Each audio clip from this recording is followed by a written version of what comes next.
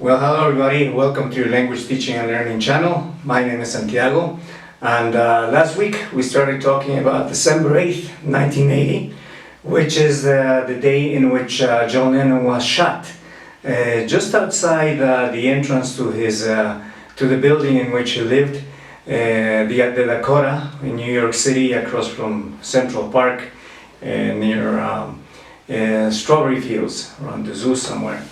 And we mentioned that it was very ironic, the fact that he was shot first of all by a fan of the Beatles and an admirer of John Lennon, but also the fact that he was shot just as he was coming back into public life, into the spotlight, because he had disappeared for a while, and then when he came back with an excellent new album, Double Fantasy, and he also had another album on the way.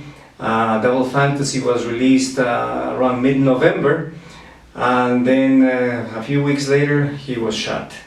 And by this happening, of course, all of our hopes vanished. You know, I'm sure those of us who are Beatle fans always thought that there was a chance that they might be getting back together and, you know, have a reunion and play a couple of concerts or something. There was a little hope always there, but all that vanished as soon as this happened. And well, as I mentioned, he had disappeared from public life. And why did he do that? Well, when the Beatles broke up in 1970, you know, they all went their own way, and they all had their own music going on and certain things. The most popular, I think, was Paul McCartney, because he came out with Wings and everything else. But George Harrison, Ringo Starr, and obviously John Lennon, they also continued making music. In the case of John Lennon, he came out with a couple of albums in the beginning. Then he started having some personal problems, and then he disappeared from public life. And if you check some of the interviews from the time, it's because he decided to dedicate time to his son, Sean. Okay, and I suppose maybe that could have been a way to make up for the fact that when his first son, Julian, was born, he really didn't have enough time to dedicate to him, because he had obviously his personal problems too, but he was part of the Beatles. So they were going around all over the place and probably didn't have enough time to dedicate to Julian. And I guess he said, well, with Sean, I'm not going to let that happen. So also there was the fact that he... you know, and he mentions in the interviews, okay, I'm a musician, I'm an artist, I don't know anything about investments and business and managing and stuff. The person who knows about that is Yoko, so obviously she has to go out and work. I have to stay home and clean the house, wash the dishes, make bread, and take care of my son. So he disappeared from public life, and then when he came back, it's when this happened, right? The Beatles, of course, were very famous, and they all had their own group of fans. I think probably the most favorite Beatle was maybe Paul McCartney. They all had their followers. I personally identified myself a little bit more with Ringo Starr. And in the case of John Lennon, I personally had a lot of respect for him. I admire the fact that he had a very strong personality, and he would openly oppose anything, you know, that, for example, war. Okay, he opposed it, and he was not afraid to speak about it. And there's his song, "Give Peace a Chance." Okay, and this is the reason he opposed war, and he protested against the war in Vietnam and everything else. And because he was openly, you know, he was so openly protesting about things like this, his American visa was denied a few times. So in the end, well, he ended up living there legally and everything else, but that's the reason he got into trouble sometimes, right? I didn't always agree with the things that he said or did. For example, if you remember when we talked about the Beatles, the Queen had given them, I think in 1964, a medal because of you know, all the things that they were doing.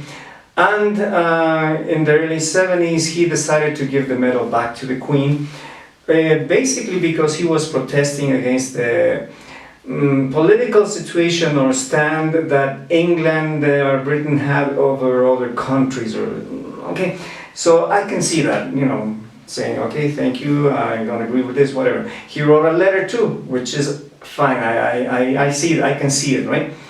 However, in the letter, he also mentioned, first of all, well, I don't agree with your stand in other countries and so on, and also the fact that my new album has not hit #1.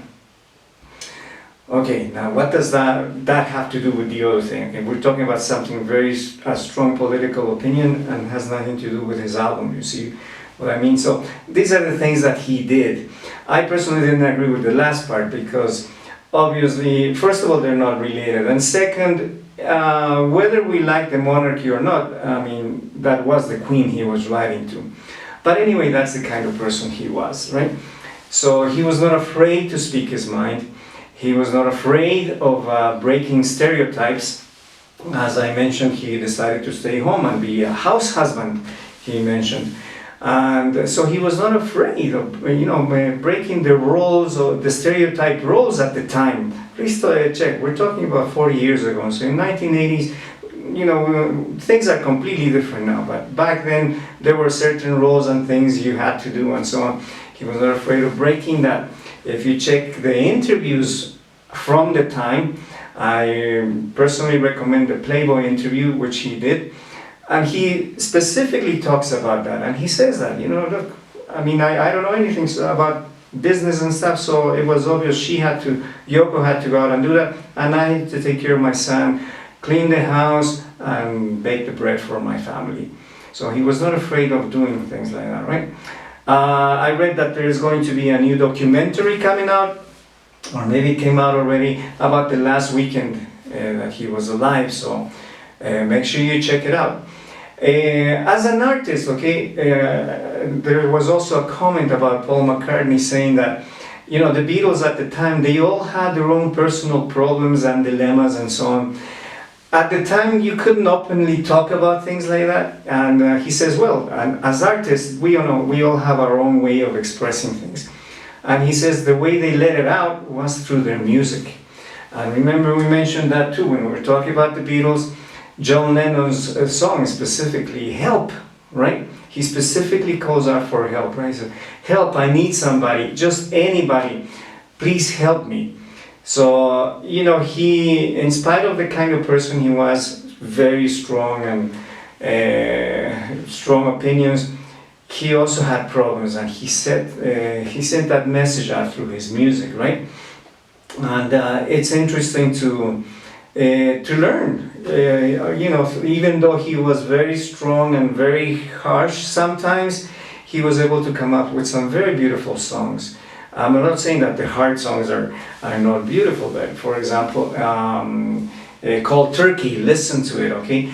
And but then he was able to come up with some other very nice songs, more how can I say, maybe more people will like them. For example, Imagine, I think, is one of his most popular songs, right? And I'm sure everybody's heard it. But you don't see the image that he has in that song to some of his other music, okay? Number 9, Dream, Mother. Please check, Pink Floyd also has a song called Mother, but he also has a song called Mother and talking to his mom.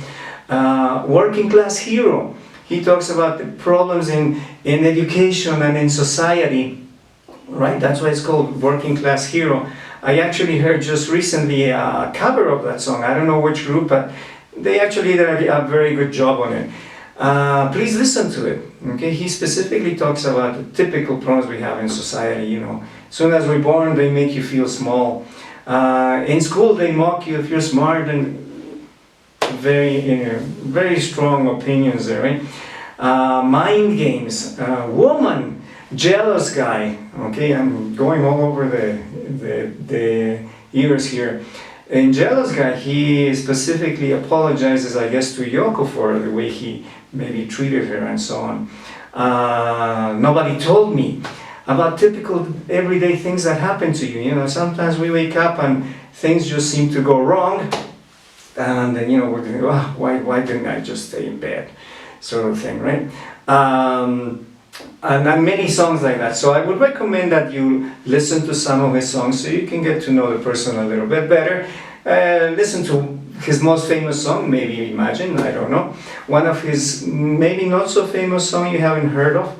And then of course, because it's December, listen to Happy Christmas with him and Yoko Ono.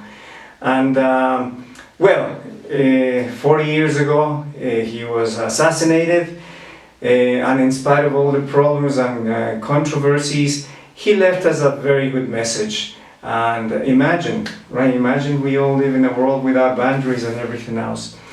Imagine. And hopefully we can learn from some of the messages that he gave us and become a better society as we go along.